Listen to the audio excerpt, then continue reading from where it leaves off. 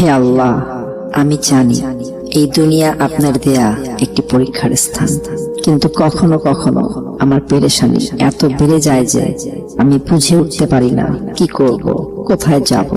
আমার হৃদয় ভারী হয়ে যায়, চারপাশ অন্ধকার মনে হয়। হে রহমান, হে রহিম, আপনি ছাড়া আমার আর কেউ নেই, আপনি আমার একমাত্র আশ্রয়। হে আল্লাহ, আমার এই বিপদ কষ্টে আপনি আমার পাশে থাকুন।